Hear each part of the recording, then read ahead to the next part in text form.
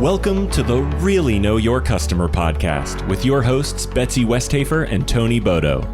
Join Betsy and Tony as they dive in with highly successful C-suite leaders who have grown successful organizations by creating a laser focus on listening to their customers and building deep customer relationships. Now, it's time to join Betsy and Tony for the Really Know Your Customer show. Welcome to the Really Know Your Customer podcast. I'm Tony Bodoh. And I'm Betsy Westhafer. We're so glad you're here today. Today, I'm excited that because we've got Jason Chan here, and Jason has been an entrepreneur for much of his career, but now he's moved into a new role, and that's exactly what we want to talk about today, that path from entrepreneurship to this new role and what he's doing in that role. Yeah, Tony, I'm so excited for this conversation. When we had a prep call with Jason, we got some really good insights on how they work with their customers. And so, Jason, we're so happy to have you here. Let's get this conversation going. And I'll just start off by saying that you are the Vice President of Sales and Marketing at Rakuten Super Logistics.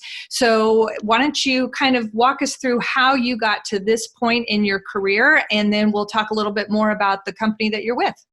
I'll try to give you as much of the cliff notes as possible. So, I'm in this group on Facebook. It's the Asian Hustle Network. And as much as I enjoy the people, I joined half of it just for the name because I know we have our phones on silent, but if you called me right now, my ringtone is "Every day I'm hustling." And it's not what you expect. I'm in boardrooms if we were in COVID, 90% of the time. And then they're like, that's your ringtone, not the standard or something? No, it's different.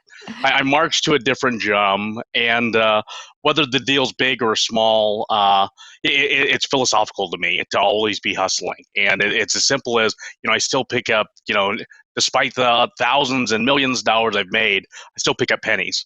And the reason why is most people don't do it. And it's not that, a penny materially changes my net worth, but it's a constant reminder to me of thinking, doing differently. And so, it goes back to high school. Yes, I hustled candy, but, I realized that candy you can make a couple bucks. But if you, at that time, not to date myself too much, but it's before Y2K, computer networking. All of a sudden, people didn't know how to network. They wanted, once you got your computer talking to your printer, you wanted two computers talking to one printer. Well, that's networking. And, be able to share that internet connection that, as a high school kid, you're making $50 an hour, $100 an hour, and you're like, wow, as long as you have a skill that other people don't have, they're willing to pay for it, and you almost can name your price. So from tutoring, I'll never forget in high school, I delivered, this is the time, this really will date me, 21-inch monitors were all the rage. And we're not talking thin 21 inches, we're talking those big, heavy 100-pound ones. At that time, they were about $1,500 a piece. I found them at auction. I bought them for $300 a piece. I was so excited. Delivered a pallet to my driveway at my parents' house. They said, "What are these?" And I was like, "We're about to make a fortune." Plug one in and they're black and white. And I'm like, oh no, what am I going to do with all these black and white monitors? No problem. You got to hustle. And you got to realize, you got to pivot. I ended up selling to a security company. We added a tuner card and they turned into black and white monitors. No harm, no foul. But it's those little life lessons that then, kind of snowball into what does your life become? So when I graduated from college, that's when the real estate boom was happening, and it made sense to go into real estate. As a young student, it's time to start trying to make some money. I'm seeing people all of a sudden go from basically rags to riches, and I said, let's do it. I hooked up with a developer out of Chicago that did his first project in Vegas. He bought the project for something like $200 million, ended up selling for $700 million. And it just seemed like this is everyone so easy. Business is incredible. And there I am really knowing nothing about real estate, but we're selling our last month, I think, so 41 condos in a month. And, as the market then downturned, I'm looking at it, I'm like, wait, so to sell real estate, you might have to show them 10 houses and they may not buy. Well, that sounds like a waste of gas, a waste of time, man, that sounds hard. Whereas, during the boom time, you show one house, there's 100 offers on it, and if they don't buy this one, they're buying the next one. And it was just a frenzy. So I realized, I didn't want to cart families around trying to do real estate. There are other people that are much more well-versed in it, had a passion for it. And, what's the next hot thing? And at that time was energy drinks. So I had a friend that was doing very well in the energy drink space. And I said, you know what? I'd love to join your company. He said, I've got enough partners, but I've got the distribution, the infrastructure, I can make and manufacture your drink. So if you go raise your own money, you do your own sales and marketing, we'll be your manufacturing distribution partner. And I said, why not? Again, not knowing much about energy drinks, but a lot of passion, a lot of good business contacts. 30 days later, we had raised the money to do it. Me and 4 other partners created this company, All In Energy Drink. Very shortly thereafter, again, being based in Las Vegas, I was actually born here. So, the All In vibe, it's a poker theme, but, we've had friends that are the Caesars, the MGMs of the world. So, in a world of Red Bull and Coke, how do you differentiate yourself? And we figured that, poker was hot at the time, energy drinks were hot. People were working their normal 9 to 5 and then going to play poker in their after hours. We said, well, that means you need a great energy drink to do it. So we said, how are we going to be able to brand this? And, we went to the Caesars, who owns the trademark, and the total event for the World Series of Poker. Quickly struck a deal.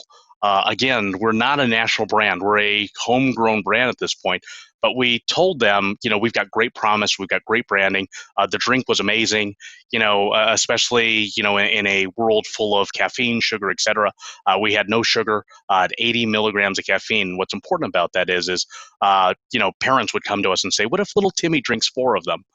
We'd say, well, he's going to have to urinate. That's what's going to happen. But it's not a matter of, as long as you have your water and your nutrients, you're going to feel pretty good. And so when you have a product that tastes good, that the market likes, it's relatively easy to sell. And we had a good run. We were all over ESPN. We ended up doing a NASCAR deal. So you saw the all-in car. And unfortunately, things you can't time are the recession then came. So through the recession, I was still selling the drink. People were signing up for it left and right. The problem was people couldn't pay for it. And so I learned real quickly about cash flow. And despite the incredible sales and momentum we had, we unfortunately were a casualty of the recession. And so at that point, I had a couple coins in my pocket. I said, went into real estate investing. TV shows, we're talking about flipping houses. My wife and I have flipped, 50 or so houses at this point. We've lost count. And around then, I had my first son. And at that point, my dad had worked hard his life. He unfortunately, as a result of his travels, wasn't around all the time. So it was very important to me from a lifestyle perspective to be home, especially when my kids were young. And, I tried being home all the time. And I'll be honest, the stay-at-home, moms, and my wife included, who's a stay-at-home mom, they're my heroes because I couldn't do it. I had to tap out. I said, you know what, let me go to an office, let me go do something because I can't do all of this. And, I didn't have my next gajillion-dollar idea or my next just good idea. And I had a friend that was running CenturyLink at that time. He said, you've done great in small business. Why don't you come try work for a big company and see what you can do there? So about 8 years ago, I joined CenturyLink as I was mid-level manager. I ran the marketing in the Las Vegas market and soon was promoted to a regional marketing manager. I had a great run there, launched 1 gig internet with CenturyLink. So that's my claim to fame. Get started out with, I made the first pitch to get $20 million investment. They weren't sure. The COO finally said, you know what, you're kind of crazy. Let's take a shot on it. They do it, and now they funded it. I can't even count how many billions of dollars now they spent in the network to bring 1 gig to people's homes. So if you're on that 1 gig connection, 1, you probably love me, and 2, you probably love your internet connection even more because you could stream, I don't even know, 500 streams in Netflix at a time and, full HD video conferencing, etc. But, as much as I enjoyed my time at CenturyLink, I got very good at that. It almost became a day in, day out thing. It almost became too routine. That I realized that entrepreneurial spirit was still kind of ticking within me. And I still didn't have my next big idea. I still don't yet. I'm still looking. But at the same time, I had another friend that was the VP of Ops over at this company, so Rakuten Super Logistics. She said, this company is going to explode. And when I hear explode, I say, oh, opportunity. And when there's opportunity, as long as you have the right talent, the right luck, the right mix of things, you can make incredible things happen. And I like to be in the middle of making incredible things happen. So she's a better salesperson than me, even as the VP of Ops. She brought me in as the VP of Sales and Marketing. And now I've been here 2 years, and we are exploding. Again, not even pre-COVID, we were doing very well. We're on a growth plan. This originally started as a small mom and pop business. Rakuten bought it about 5 years ago and has now scaled it. So we went from like 4 warehouses to 15 warehouses within the matter of a couple years. And had COVID not happened, as a result of COVID, we were going to continue to grow, but actually COVID actually has been an impetus because people are obviously shopping online more, that we're going to continue growing the business. Now we're looking at more sites in which to place locations so that we're inevitably closer to that end user. So when you click buy, everyone wants that instant gratification of my new socks or my new swimsuit or my new pills or whatever they are. And we want to make sure that we're able to deliver those as quickly as possible to you. So I have fun. I look at e-commerce products daily. I solve, our clients' needs to make sure whatever headaches they have, we try to alleviate those for them, do it at a fair price, and inevitably, the way this company's grown, even though I obviously am an employee of a much larger company, we run like a small business. My only boss and person I need to answer to is the CEO of this company. And otherwise, he really, as long as I'm able to deliver the numbers, I run the business, run my teams, run our pricing, et cetera. So I like the flexibility, but I also like the benefits, which is why when we were originally talking, took a PTO day and was in a national park, and no cell service. Beforehand, if it was my own company, no cell service. That's scary. That you never know. There could be a new client calling. There could be an issue, whatever, and you're almost like taking a chance. You're walking on eggshells.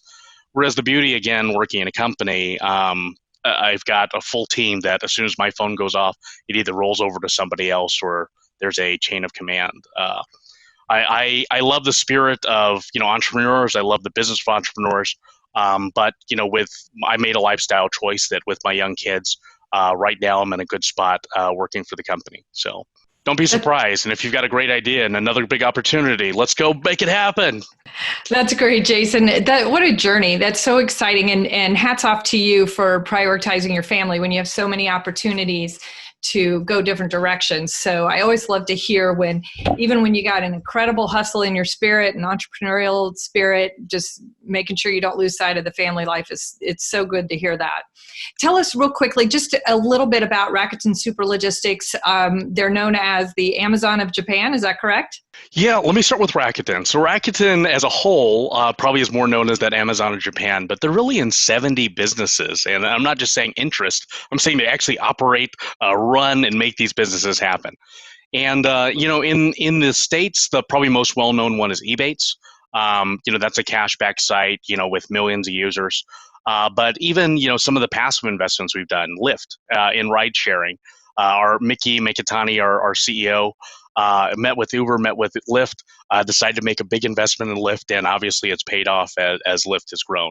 But outside of the big name successes, we even have other things that are startups. So we're creating a brand new mobile network in Japan. There's a Rakuten Medical that's working in cancer drugs. There's an Airbnb type service in Japan, and service after service. You're like, but that's hospitality, and that's medical, and fintech, and e-commerce. You name an industry, there's a large chance in it that we're in it as a company.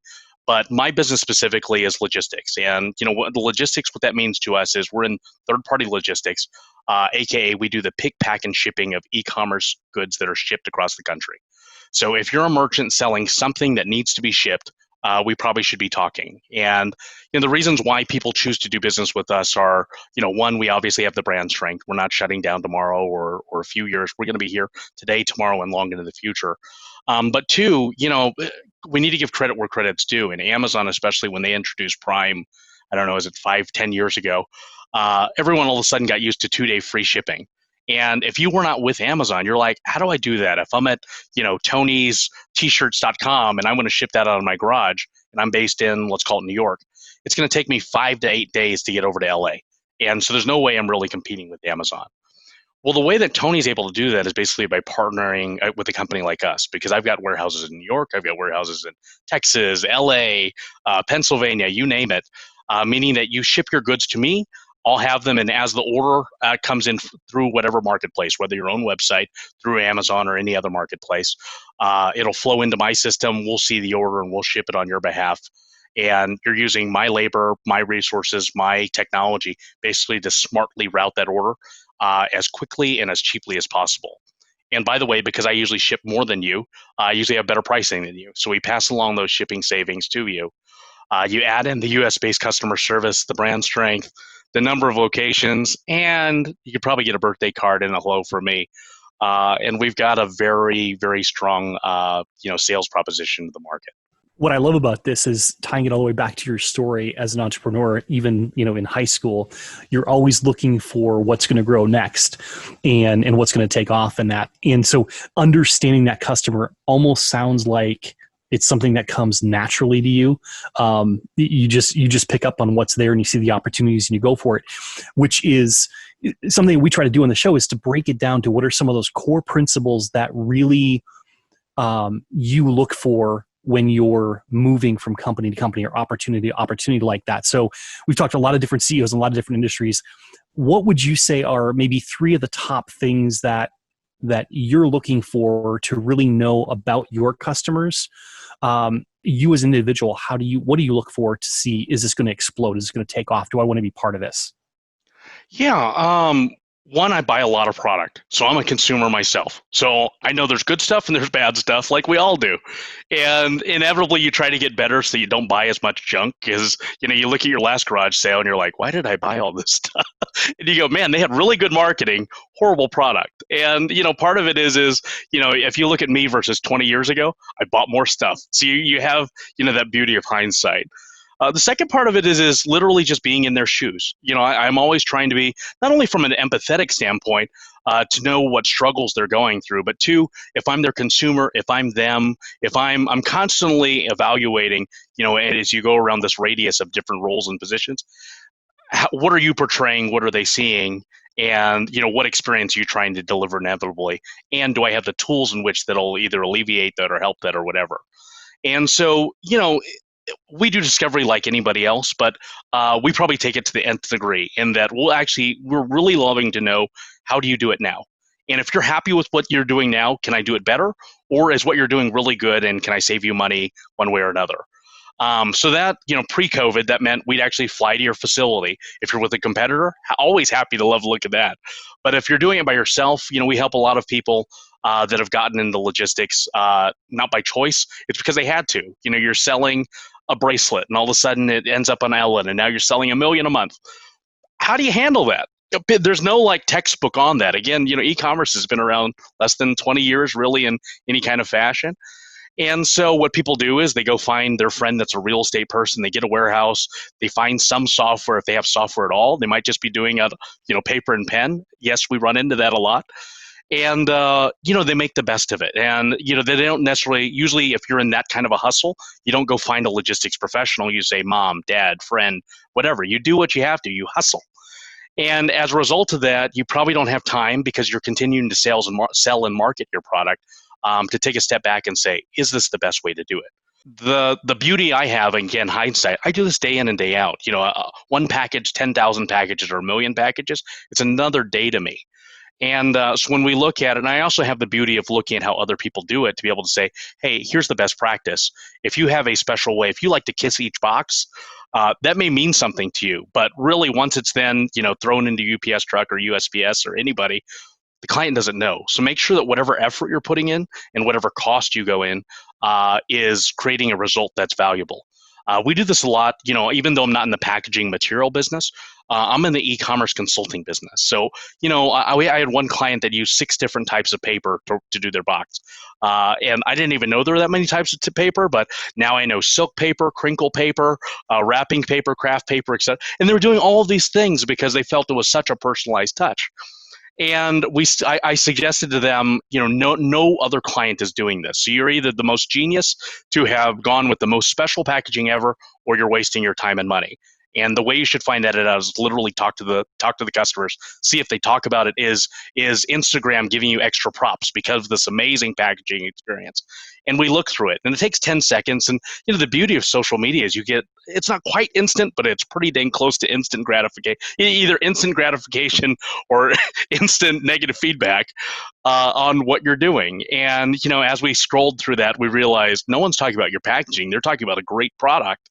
And so whether we put it in a brown bag versus a sparkly mirrored, with glitter, etc., they were just wasting money. So not only were we able to help them save money from a shipping scale, and just being able to offload that process to us, we were also able to consult them and say, hey, here's what we're seeing in our business. Make sure it's a best practice. We'll always give you advice. Obviously, you as the owner of the company always can make that decision. But I and my team just try to be knowledgeable experts, whether that's attending conferences, whether that's talking to peers. I was about to say enemies, but they're always frenemies, because inevitably, the way the business goes, we just did an acquisition last year of a company called First Mile. And, you're constantly looking for what are those moves that will make the business better and deliver a better experience for that client. And as a result of that, if you're in tune with the industry, you're going to know either what's coming, what's good, what's not good. And, that's what's going to save you the time that you as an entrepreneur don't have time to do. Why? Because you're selling and marketing your product like you should be. So, let you be the expert on your product. Let us be the expert in the shipping and logistics. And, that kind of goes back to that first point of what are you good at? What shoes are you in and what do you know? And outsource what you're not good at. And, when I talk to my sons, as much as I love, my job and being in logistics, at 6 and 8 years old, they're not like, I can't wait to go into logistics. I want to be an astronaut. I want to be a fireman. Actually, one of them wants to be a fisherman. But we have a new campaign coming out for Christmas in July. We're the 3P elves. We're the elves in the background. People don't think about us, but it's a very necessary business, and it's a very necessary part of your business, as you're shipping goods online. And we take that very seriously, not only from helping you with the bottom line, but two, knowing that we're an extension of your brand, that just because we're working in the background, that your customers see that end package, however they get it, however they unbox it, is basically their last feeling for your brand. So just like, your website design is probably the first impression they get, well, we're their last impression. And, unfortunately, if it's a bad last impression, that's all they're going to remember. So we take that very seriously, and obviously, aim and strive to deliver good experiences daily. And just on the off chance, and again, it's a very, very, very slim off chance, there's an issue. We've got US-based customer service. We're a phone call, email away. We take care of that stuff. Because again, we want to be in business. We know we want to support your business. And two, it's hard getting new customers. I think we all can recognize that if you had been in business, whether it's a day or 100 days or 100 million years, it's hard getting new customers, and it's so much easier to take care of the customers you already have. So, we treat them like gold and really want to make sure that we deliver an experience that not only I'd be proud of, that my CEO would be proud of. And, Mickey Mikitani, who's the big CEO of Rakuten, he's got 70 business interests, but I know that if at any point he wanted to check in on this one, thumbs up, no problems. We're taking care of business. That's awesome. I love the point about how you're an extension of their brand. So if you don't mind, let's get a little bit tactical. And how do you, as the leader of your part of the organization, teach your team to feel that, that they are an extension of the brand of the customers? So what's interesting, if you look at travel and expense budgets, everyone usually has, money for airplane tickets or, hotel, food. That's standard. What's interesting about my business is I can go buy stuff. So look, I'll just point out my desk, LED strip lights. I have a ring light over on my right. I've got all different kinds of samples that we're constantly buying stuff just to see what's that end user's experience. Was it hard to open the package? Was the package busted? If I ordered it, I'm expecting, the website said 2 days. Well, guess what? We put in calendar appointments to check the 2 days. And if it becomes 3, we're like, hey, but if it becomes a week, oh, that's a golden opportunity, because you're selling a certain experience. And again, it's not even the product. Now we're just talking about the expectation of when I'm going to get the product. People become married to that, and especially in COVID, because you have not that you have nothing to look forward to, but you have less to look forward to. That package on your doorstep really means something. And so if you're expecting it on a Tuesday, you want it Tuesday. There's no, Americans are not, we don't mince words. I want it Tuesday. It's not Wednesday's okay, or if it gets here Thursday, those days are over. We want it Tuesday, and if you can tell me by 3 o'clock, that's even better. And so, I think the starting point really is starting out as consumers. They need to understand what do they feel as consumers, and we've all done that. Everyone, whether it's brick and mortar in a store or an online experience, why do people generally like brick and mortar more? One, convenience, and two, personal touch. So if you can get that through online, whether that's a follow-up email, a follow-up phone call, whatever, even better. And so we try to channel that. Just how do you want to be treated? It's the golden rule. There's nothing crazy about that. And then two, really trying to know our customers, knowing, are they in a growth phase? Are they, what their struggles are? Again, I point out the packaging earlier, but I'm not in the packaging business. I don't help you source boxes. I'll use whatever material you want, but if you want it, glitter sparkly with your brand and handwritten, by a 31-year-old calligrapher, I'm sure we could find it, but I'm not going to be your cheapest source for that. But inevitably, we want to be well read. We want to be at those conferences. We want to know the industry so that if you need a referral to a partner, that usually we've got a pretty good source for X, Y, or Z. And, again, it's not our core business, but it's just being of service. I think the other thing is that our team needs to know that even though we're in sales, no, we're in the business of customer service. We're trying to deliver a good experience that the customer will, one, obviously buy, but two, they'll enjoy. You think of vendors that I had an issue with my power bill. I was dreading calling in because I'm having to explain what's happening. Who knows who's going to be on the call? How long am I going to have to wait? I haven't even picked up the phone, and I know it's going to be a negative experience. Heaven forbid they're calling me. I'm already ready, gunned up, going, "What took you so long?" Or X, Y, and Z. And so it's important for my reps that I try to teach them that it's not just about the business. If you talk about the business, they're gonna section you in only talking about the business. I like to know your birthdays. I like to know whether you have kids. I like to know if you like, snow versus beach or snow and beach, and if you have a vacation home or what you buy, etc. Again, is that what sells anybody? No, it's that. It's not some sales trick that you're trying to put in the CRM to be like, oh, I know Tony likes purple shirts, so I'm going to wear the purple shirt so Tony likes me. No, this is human relations, and one of the quickest things I do to judge on whether I want to do business with someone or not. Forget about what you sell. Forget about what it is. Do we want to have lunch together? Is that going to be something I dread, or is that something I look forward to? Something I look forward to. We'll get the numbers right. We'll get the business right. And even if we have an issue, we're going to go to lunch and we're going to figure it out one way or another because we like each other and we want to do business. That's easy. And when business is easy, that's when the hours don't matter. That's when, a lot of things don't matter because you like the people. Now, if you're having a negative experience and you dread it, you're going to notice, that coffee date was 37 minutes. I've met with him 2 times. Once you start quantifying, like I've met with you 2 times within 48 hours, and there have been 15% errors based on this, your relationship's wrong because now it's become the product instead of the relationship. And I think that's something my sales team and I pride ourselves on is I wouldn't have hired them if I didn't enjoy going to lunch with them. I don't care how much they could have sold or how much they would have sold somewhere else. If we don't have that camaraderie, we don't enjoy doing business together, I know later on, somewhere down the line, it's going to hurt me, no matter how much the short-term gain will be. And, again, that's kind of what I talk about in being Rakuten. I don't have the fear of having to do, I don't have a stock price that I'm trying to dictate. We are listed on the Japanese stock exchange. But again, I'm one of 70 units. Mickey's told us, grow the business. Not grow the business this quarter, not grow the business this year. Grow the business, which means that there are clients that sometimes aren't the right fit. Could we make money if we were judged on a quarterly? We are judged on a quarterly basis. Yes, we want to move the sales numbers forward, but I don't have the breathing down my neck of take the bad deal just because you need to get a deal done. The deals we make are good business, not only financially, but I know that we've got a good personality fit. That I'm the VP of Sales and Marketing, but I have a peer in VP of IT, VP of Operations, etc. I don't want to bring in a client that's going to be a excuse my phrase, a pain in the butt for one of the other departments. So if you're unnecessarily needy, or if you're unnecessarily, there's a certain norm of what interactions are. And, if you want to call me and talk about, I was about to say sports game. We haven't seen sports in who knows how long.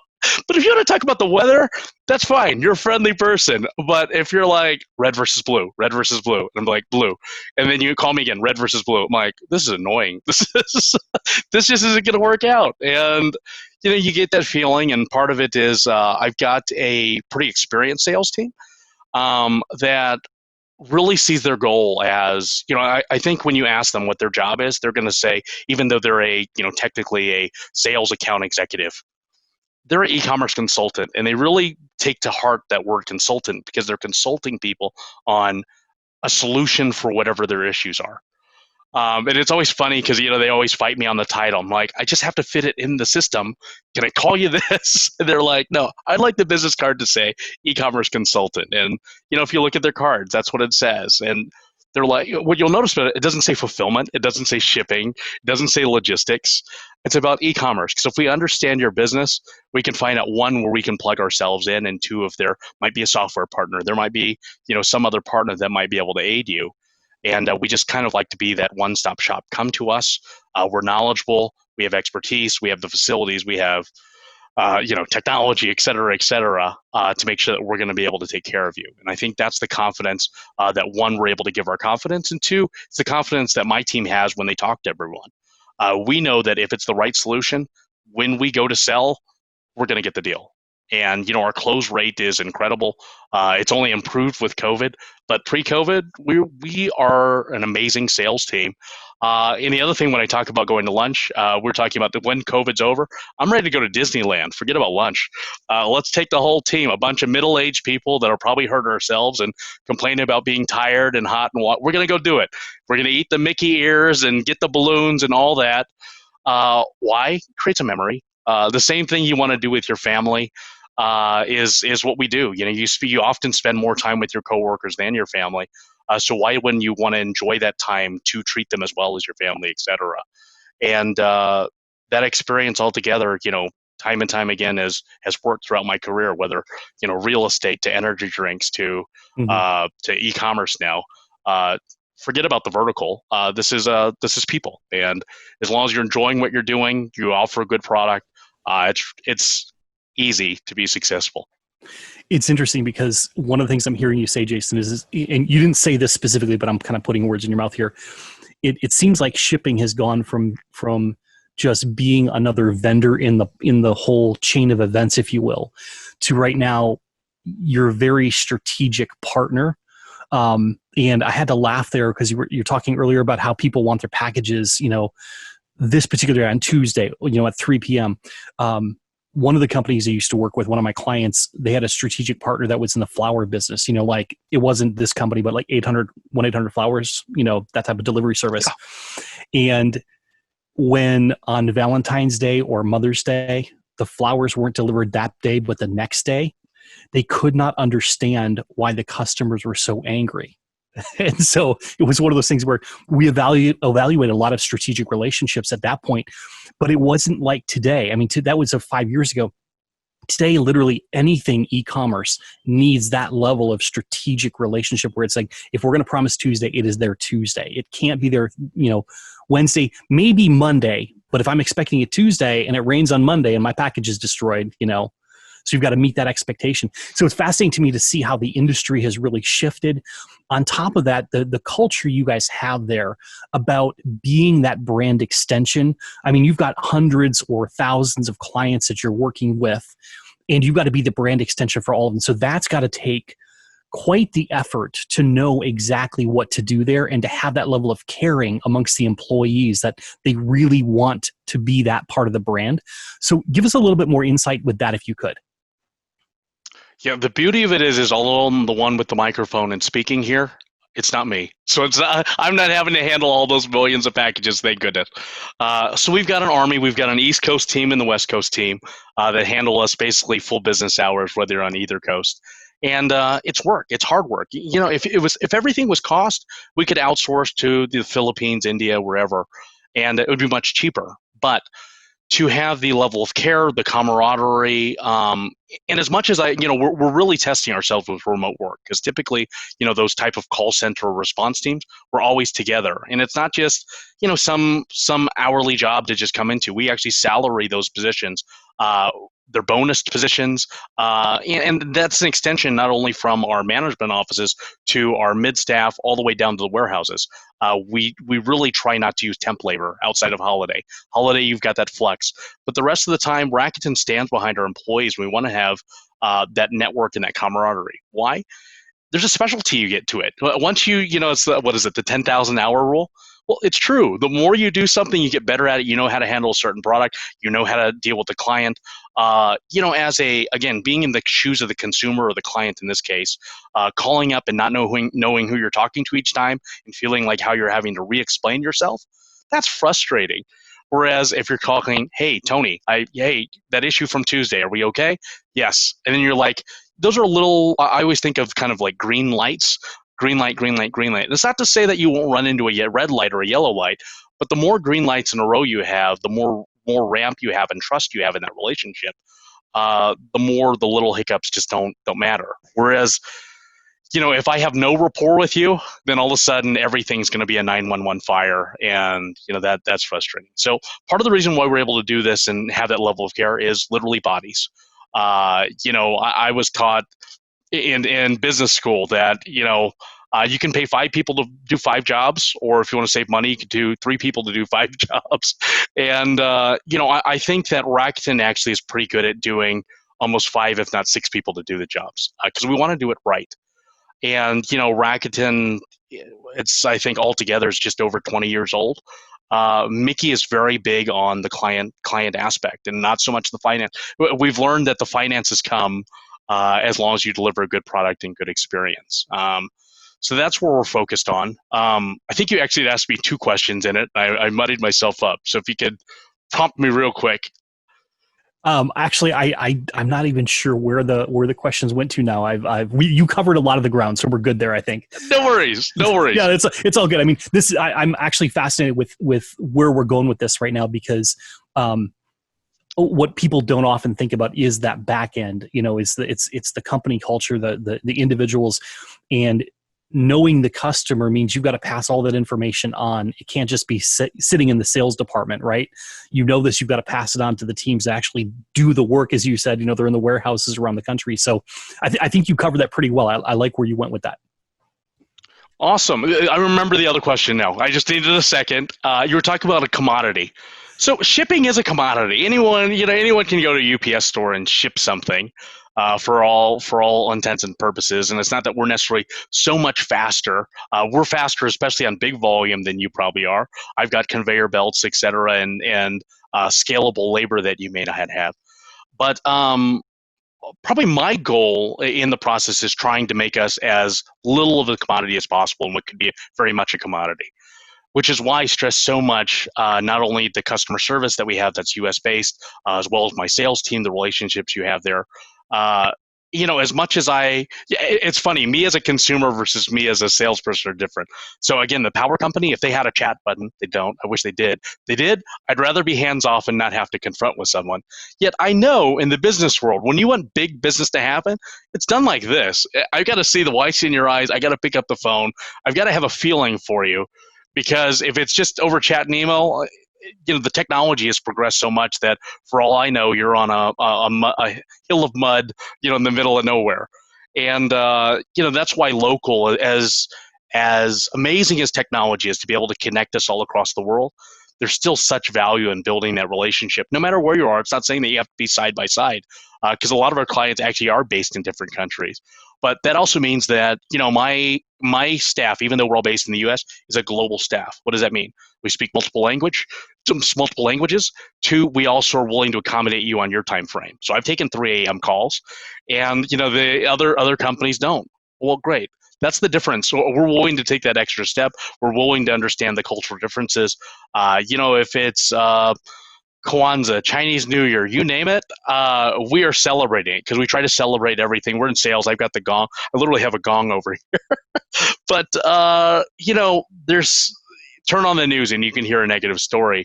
But, trying to find that good news, of course you want to celebrate wins and deals, but we'll celebrate a good lead. We'll celebrate anything. Walking straight and smiling. Great. Had a good meal. I had a great lunch today, by the way. But Anyway, it's a lifestyle is probably the biggest story I've got to get across to people, that if you're not happy in your life and you're not happy with whatever's going on here, you trying to sell whatever you have, it comes across. It's funny how our bodies work or how our communication comes across, but it does. It spills over. So, not to be too self-help guru-ish, but you've got to be good here, and then that just shines everywhere. And that gets to do people want to have lunch with you? If you're this gray cloud, no, nobody wants to be by the gray cloud. They want to be where the party's at, where there's fun happening, where there's good conversation happening and connections being made. So Jason, you it's have such great energy that I'm sure that comes through to your team, and then that flows through to your clients and customers. And I just appreciate that energy so much. And it feels like to me that you're a relationship company that just happens to do logistics versus the other way around. That's the key. I mean, I love logistics. I love what we do, but fine, switch us into, selling widget A, B, and C, and now we can do it all over again. The other thing, beyond personality, I am big on not only recruitment, but recognition and trying to be out of the box. When I talked about Disneyland, as soon as it's safe, and I'm not talking as soon as they open the gates, but when it's safe, then we're going to do that. Why? Because we're going to take pictures, video, it's going to be on our social, and that's going to become not only one, a recruitment tool, two, the reps that we have, that's going to build loyalty because they're going to I love this. It is fun being a part of this team, even though, yes, the reps, all want their own commissions and whatnot to do well. We're a team, and they see that, my success does not take away from your success. We want both of our success to go, up equally together. And, I've been in other sales organizations where there's the backstabbing and the cutthroat and this, that. We don't have that. I don't tolerate it. I didn't like it when I was in it. So again, if you don't like it, why be a part of it? And so when I'm running the organization, not that it was there, but if it were to start bubbling up, there's no tolerance for it. And, I try to do something different. My hobby is points and miles. So I figured out how to, the Etihad suites, the shower suites, again, pre-COVID, but then even flying private now that COVID's happened. So one of the things we did was I took my top salespeople at the end of one of the quarters to lunch, but in LA. And the only way we could get to LA and be back on the same day is if you take a private jet. So we took a private jet, we went to lunch, and you better believe they remembered it. But instead of just doing that, I noticed we had a couple extra seats on the plane. We brought some of the newer reps to give them a taste of it. And they hadn't quite deserved it yet, but I told them I think they're going to be deserving it because they're on the right path. And guess what? I've got a rep now that's been in the business all of 1 year, only 1 year. And most years, I just told you the 10,000 hour rule. Well, in 1 year, you should not be an expert. She is an expert. Why? Because beyond her 8 to 5, when she lives, breathes, and sleeps this, she's talking to so many customers. She's on the phone. She's constantly talking about it. She'll be at the grocery store talking about e-commerce fulfillment. Do you know what it is? And you get at the grocery store, why is she talking to me? The pre-COVID again. But again, she's just in the nicest, I'm a chatterbox, so I'll say chatterbox. Just talking about it. And the funny thing is, 99% of the people she talks about, could they be a customer? No. But they know someone that is. And, as she continues to build that network, she has, these inbound leads that come in. And as she sells, those people become her biggest referral source. We all know word of mouth is powerful. She kills it in word of mouth. That once she signed one becomes 3 and 3 becomes 5. And so if I was to pat myself on the back, I recognize that talent way back when, and gave her a taste of the good life. And now I don't have to give her anything. She's creating, her own destiny in her own life. And, there's another story there in that she's, I told her she went in the first year for this job, but she's not fresh out of college. This is not, her first job. She had a full career already. This is a new chapter in her life. She said, I don't know anything about it. I'd like to make some money, and you look like you have a good team. I've heard good things. And I said, you stick with us. You learn the process. You love your customers. You're going to make money. That's not even a question in my mind.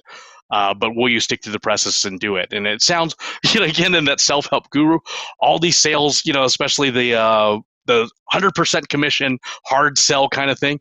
Oh, the opportunity's there. You can make 6 figures. And we're not that. we want you to have a good lifestyle. We're gonna my salespeople are salaried. We don't want them not having to worry about, do I need to close the sale just to be able to pay our power bill? Their power bills are covered, house, car, whatever. You got that.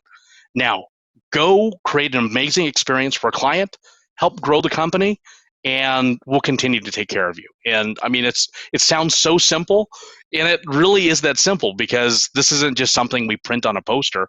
This is what we live. This is what we do. This is what we say. And this is what, for my team, from the high to the low, they know that we've got our marching orders, and that's clear. So just get ready. I mean, we're going to continue to grow, and if you're not familiar with us, continue to watch. You might have seen us. We're sponsors of the Golden State Warriors. We're sponsors of the Barcelona soccer team, and beyond that, you've got me. So hi.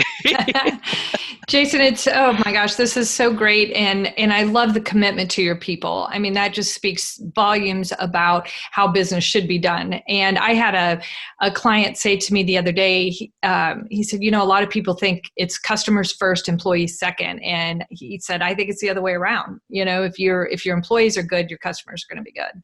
So thank you for sharing that. One of the things we like to do on our show is to give you an opportunity to shine a spotlight on a nonprofit or a community organization, somebody that's doing really good work out in the world. So is there anybody that you can tell us about that it'd be good for everybody else to know about as well? Easy. 3 Square Food Bank here in Las Vegas. Especially at my last company, was CenturyLink, as a Fortune 200 company. So different scale, but I've raised over $4 million for food banks on the West Coast. So we're fortunate. I even mentioned my lunch on this podcast, but I eat every day, usually 3 times a day, if not 4. And how lucky, I don't worry about, am I going to eat today? It's what am I going to eat today? And I think of, all of the people, and especially the kids that, don't know when their next meal is. And especially with the summers, if they don't have that school lunch, where's that next meal coming from? And that's a cause that obviously has touched my heart. So not just 3 Square Food Bank, food banks all across the country do amazing work. So that's where I always like to put not only my dollars, but my time. And then 2, one other thing that I do with my kickoffs, we do a kickoff every quarter just to make sure everyone's refocused, set the new goals, et cetera, for my sales team. We always bring in a volunteering event if we're not in COVID. So we've tried to share the love. So as much as I love food banks, we've been to everything from United Way to women's shelters to Nevada Partnership for Homeless Youth. And we try to literally switch it up, quarter by quarter by quarter, by knowing that, even though my team instinctively and already knows it, I like us to make sure that we use our hands, our bodies, our minds, and volunteer together to remember that this is our community. This is where we live, where we work, where we play. And we have an ownership stake within that community, and we should do our part to do it. So we obviously do that quarterly as an organized fashion, but I'm also supportive as a boss that as they need time. Rakuten actually dictates, we have 2 volunteering days paid by the company already. But behind that, they actually wink at us and say, volunteer more. And so in the system to check that box, yes, we do put that in. But my boss, his boss, et cetera, we realize that we're a pillar and a steward in the community, and we want to do our part. And so I did not do this. I didn't put this background just for this talk, but it's because we're in this together, and Rakuten's got your back. So. That's often for the listeners that are just listening to audio. The background that Jason has on his video screen says we're in this together, and I think that applies not just to getting through COVID or your community involvement, but also with your customers, which is obviously what this show is all about. And I think you're just a prime example of what it means to really know your customers. Tony, any last minute thoughts?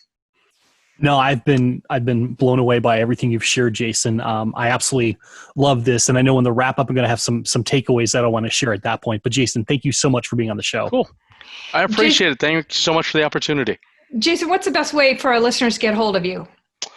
Email me. I'll take some email from you. Jason.Chan, CHAN like Nancy, at Rakuten.com. Happy to. I answer awesome. Email all day. Don't be surprised if you see a 2 a.m. Response. I'm nocturnal. And I've trained myself to work early in the morning too. So I just work and I have young kids. So I'm up a lot. Oh, that's awesome, Jason. Thank you so much for being here today. I know that our listeners gained a ton of value from this conversation. We really appreciate you being here today. Awesome. Thank you, Betsy and Tony. You guys have a good day. Thanks, you too, Jason. Thanks.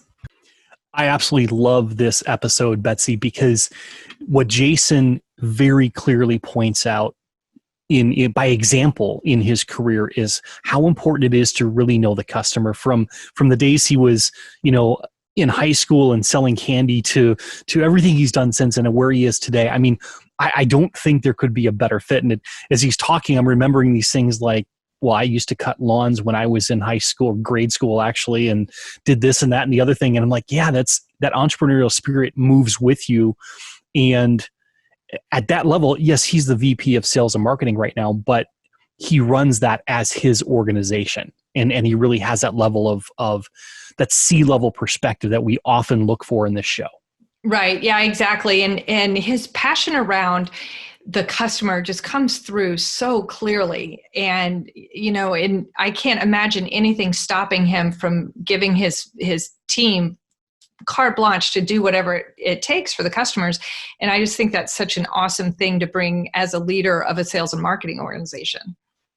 Absolutely. A couple things that really stand out. Number one, he recognizes the importance of getting the right people on his team. Not everyone's right for his team, but they get the right people on the team.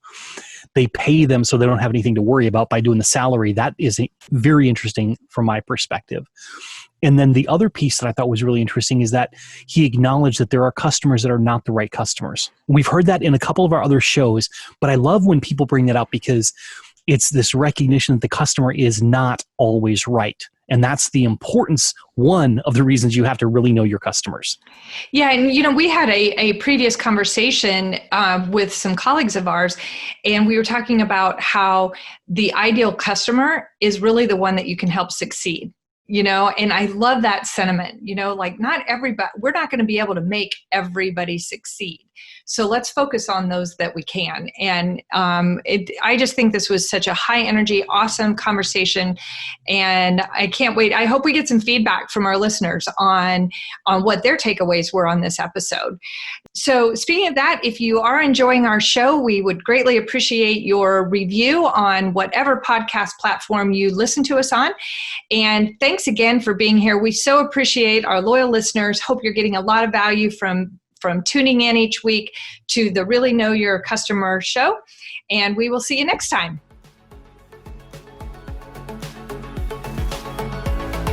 Thanks for joining us for this episode of Really Know Your Customer. We hope you gained a lot of value from being here today. If you want to learn more about the work Betsy and Tony do to help their clients thrive, visit Betsy at thecongruitygroup.com and Tony at tonybodoh.com. See you next time on the Really Know Your Customer show.